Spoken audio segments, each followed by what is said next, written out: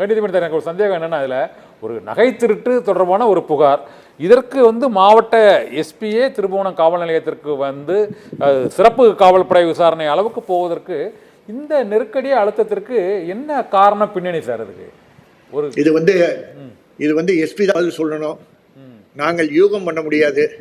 ஆனால் என்னன்னா, இந்த வழக்கு வெளியே வந்துருச்சு.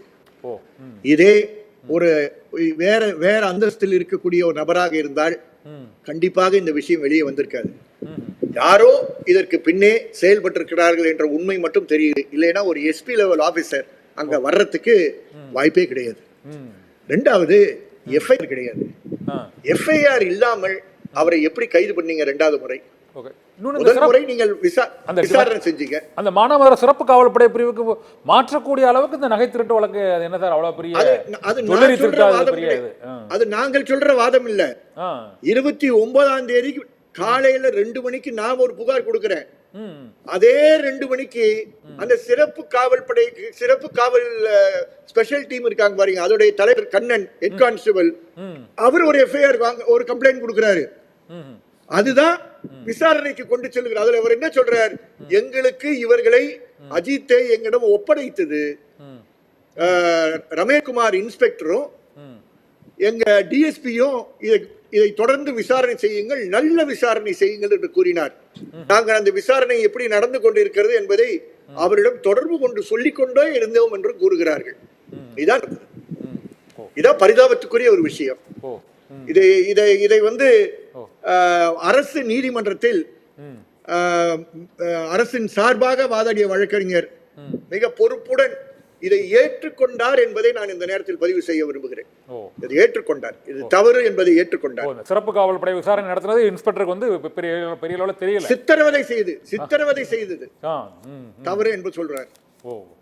தவறுன்னு அவர் ஒத்துக்கிறார். அந்த சிறப்பு காவல்படை அதிகாரி அரசு தரப்பு சார்பாக இதுவரை எடுத்திருக்க அந்த நடவடிக்கைகள் கரெக்டா சார்? சார் இப்போ இந்த கொலை வழக்காக மாற்றி விட்டோம், அந்த எஸ்பியை வந்து அந்த காத்திருப்போர் பட்டியலுக்கு மாற்றி இருக்கிறது, 5 காவல்துறையினரை கைது செய்திருப்பது, இத்தகைய நடவடிக்கைகள் வந்து இது ஓரளவு போதுமான நடவடிக்கையாக பார்க்குறீங்களா சார்? எப்படி சார் நான் என்ன கேட்குறேன்னா, சித்திரவதை சார்ந்த இது போன்ற கொடூர சம்பவங்களில் பொதுவாக நீதித்துறை அமைதியாக இருக்கும். நான் ரொம்ப பொறுப்புடன் கூற விரும்புகிறேன்.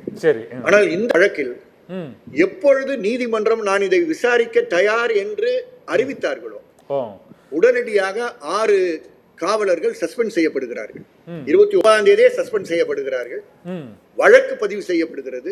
இப்போது எடுத்துள்ள அந்த நடவடிக்கைகள் போதுமா என்பதுதான் வந்து நம்மளோட கேள்வியா இருக்கு. இன்னொன்னு, உயர் நீதிமன்றத்தில் இந்த நீதி விசாரணைக்கு உத்தரவிடப்பட்டிருக்கிறது. 8ஆம் தேதிக்குள் இந்த அறிக்கை தாக்கல் செய்யப்பட வேண்டும், விசாரணை அறிக்கை தாக்கல் செய்யப்பட வேண்டும் என்று கூறப்பட்டிருக்கிறது. கண்டிப்பாக சார் நீங்க சொல்லுங்க சார், இந்த விசாரணை இப்போது இந்த எடுத்த நடவடிக்கைகள் போதுமா? இந்த 1 வார காலத்திற்குள் அந்த விசாரணை அறிக்கையை தாக்கல் செய்ய இயலுமா சார்? அது இது ஒரு பெரிய விசாரணை கிடையாது. நீதிமன்றம் தனக்கு இருக்கக்கூடிய அதிகாரங்களை பயன்படுத்தி கொடுக்கப்பட்டிருக்கக்கூடிய தஸ்தாவேஜுகளை அடிப்படையாக வைத்துக் கொண்டு அரசு தரப்பில் கூறப்பட்டு இருக்கக்கூடிய விஷயங்களை கவனத்தில் ஏற்றுக்கொண்டு தன்னுடைய ஆழ்ந்த ஆதங்கத்தையும் வெளிப்படுத்தி அவர்கள் ஒரு ஆணையிட்டிருக்கிறார்கள். அது கண்டிப்பாக வரவேற்கக்கூடிய ஒரு விஷயமாக தான் என்னை பொறுத்தவரை சித்திரவதையை தடுக்கக்கூடிய பணியில் இருக்கக்கூடிய என்னை போன்றவர்கள் கருதுகிறோம். ஆகவே இது ஒரு முதல் கட்ட மெயின் ஸ்டெப்பாக தான் நான் பார்க்கிறேன். இறுதியாக அவர்கள் பெறுகின்ற அறிக்கையை வைத்து அரசிடமிருந்து கொடுக்கப்படுகின்ற முடிவை அடிப்படையில் அரசு இதை தொடர்ந்து சிபிஐயிடம் ஒப்படைக்க விரும்புகிறாரா இல்லையா என்பதை கேட்டு என்னை போன்றவர்களால் சிபிஐயிடம் அனுப்பக்கூடாது என்ற வாதத்தை நாங்கள் முன்வைக்க இருக்கிறோம்.